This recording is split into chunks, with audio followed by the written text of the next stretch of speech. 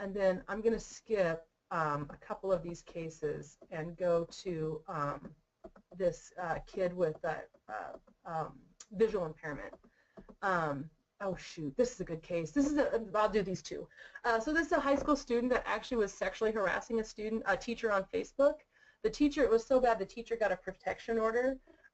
This was a school that all the kids, this student was a middle school student, and everybody in the middle school had an iPad one-to-one. So what the school did is they disabled internet access on the kid's iPad so that he couldn't use the school iPad to continue harassing the teacher. All the educational apps were accessible, but he couldn't just surf the web. The kid continued to harass the teacher using his home internet, and then the parents sued, claiming that the kid should be able to use his iPad like all other students, and not having internet access was a denial of faith, which makes me want to slap these parents, and I'm not that surprised the kid was struggling with social appropriateness. Hearing officer said the school wins. Kid was not deprived of any educational benefit. The IEP didn't say anything about him requiring to have internet access, and there was no demonstrated need for internet-based apps at home.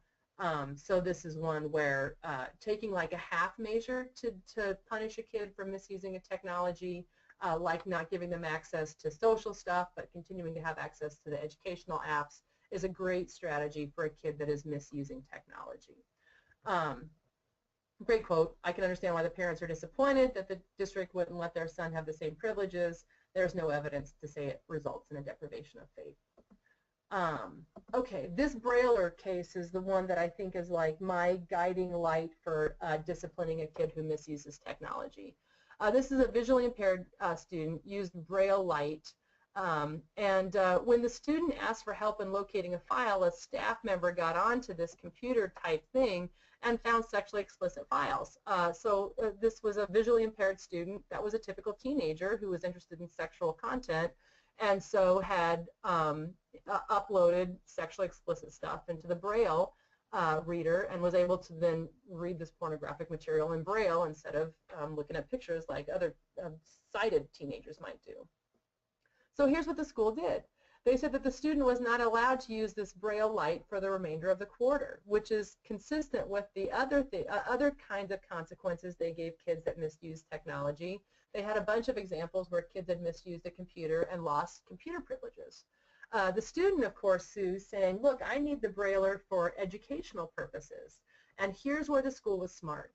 The school provided the kid with a Perkins Brailer, which is the old school Brailer. It's older and heavier, and it doesn't have all the bells and whistles, but it was able, the student was able to communicate and perform educational tasks with the Perkins Brailer. Parents filed an OCR complaint, which, you know, when I first read this, I thought, oh crap, OCR is involved, that means the school is going to lose. But that's not true. The school said this is similar to how the school responded to other misuse of school computers. They had already reinstated his access to the Braille Light when the complaint was filed, so it was for a short period of time, and they gave the student an effective means of receiving his services through the Perkins Brailer while he was being punished. So I think this is, obviously not every kid who misuses technology is visually impaired using Braille, but I think this is like a good guidance opinion to think about how you punish a student who misuses technology in a way that's sort of emotionally and functionally equivalent to how you punish a typically developing peer who misuses technology. I think you should have a clear district-wide acceptable use policy and make sure that your SPED staff has thought through how that's going to apply in your unique circumstances. If the student can comply with the acceptable use policy, I think you should say so in the IEP, so that when we get to manifestation, we're not fighting about whether or not the kid was actually able to follow the rules. If you're going to take a student's technology away as a punishment, remember that could be a change in placement that might require a manifestation determination. Don't be afraid of that, but just know that that step exists.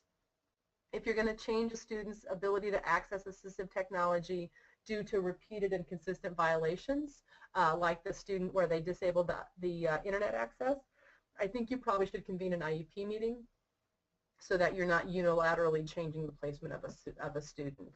And then, just like with the Perkins Brailer, consider, is there some alternative technology that the student can use while he's being punished or deprived of the access? Remember the Fourth Amendment. Just because a student is using assistive technology doesn't mean they may not have a reasonable expectation of privacy. You want to make it clear to the student and to the parent that they should not expect the student's files to be private. That was one of the issues in that Braille case, whether or not the student reasonably expected that the files he put on his Braille light were private. And they had put into the acceptable use policy that nothing any student puts on a school computer is private, so the student was held not to have an expectation of privacy.